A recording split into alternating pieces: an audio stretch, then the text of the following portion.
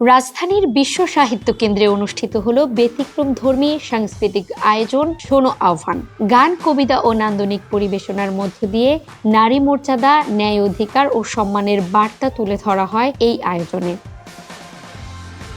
গানে এবং কবিতায় নারীর প্রতি সম্মান দেখাবার একটা প্রয়াস আমাদের আজকে রয়েছে।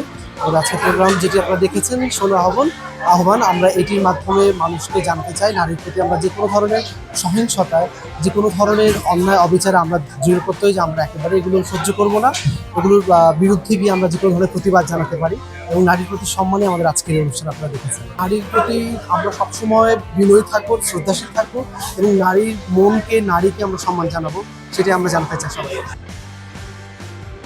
শুক্রবার সন্ধ্যায় অনুষ্ঠিত অনুষ্ঠানে অংশ নেন বিভিন্ন সাংস্কৃতিক ব্যক্তিত্ব, কবি, শিল্পী এবং সচেতন নাগরিকরা। আয়োজকদের ভাষ্য, সমাজে নারীর প্রতি বৈষম্য ও সহিংসতার বিরুদ্ধে সচেতনতা তৈরির পাশাপাশি সংস্কৃতির মাধ্যমে মানবিক মূল্যবোধ ছড়িয়ে দেওয়াই এই আয়োজনের মূল উদ্দেশ্য।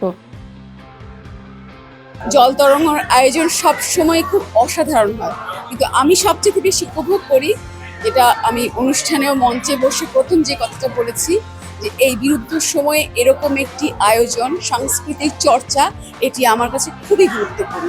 তো এটা চলমান থাকুক, বহমান থাকুক, এই বাঙালিত্বের চর্চা যেন আমরা ধরে রাখতে পারি। ধন্যবাদ। জল তরঙ্গ থেকে আমরা এই যে অনুষ্ঠানটা করলাম, এটা আসলে নারীদেরকে সব সমাজেই, মানে আমাদের সমাজে তো বটেই, আমরা অনগ্রসর সমাজ, এমনকি উন্নত বিশ্বেও নারীদেরকে পুরুষের সমান যে মর্যাদা, তাদের প্রাপ্য মর্যাদা দেওয়া হয় না। তো নারীর এত অবদান মানে কি সমান। তো এটাকে এইভাবে উপেক্ষা করা হয়, এর চেয়ে দুঃখজনক, লজ্জার কথা আর হয় না। সেটাকেই আমরা অ্যাড্রেস করার জন্য এই অনুষ্ঠানটাকে ডিজাইন করলাম। বিভিন্ন সময়ে যেই গানগুলোতে প্রকাশিত হয়েছে নারীর বঞ্চনার কথা, নারীর চাহিদার কথা, নারীর অবদমনের কথা, সেই ধরনের গানগুলো আমরা ইনক্লুড করেছি এবং এই অনুষ্ঠানে পরিবেশিত হয়েছে।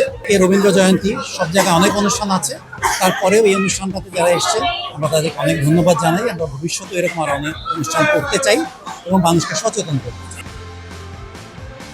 অনুষ্ঠানে কবিতা আবৃত্তি, সঙ্গীত পরিবেশনা ও কথামালার মাধ্যমে তুলে ধরা হয় নারীর সংগ্রাম, স্বপ্ন ও আত্মমর্যাদার নানা দিক। উপস্থিত অতিথিরা বলেন, নারীদের সম্মান ও সম অধিকার নিশ্চিত করতে সামাজিক ও সাংস্কৃতিক আন্দোলনের কোনো বিকল্প নেই। আয়োজন জুড়ে অংশগ্রহণকারীদের মধ্যে ছিল উৎসবমুখর পরিবেশ। সাংস্কৃতিক আবেগে নারী অধিকার ও মানবিক সমাজ গঠনের প্রত্যয় নিয়েই শেষ হয় শোনো আহ্বান অনুষ্ঠান।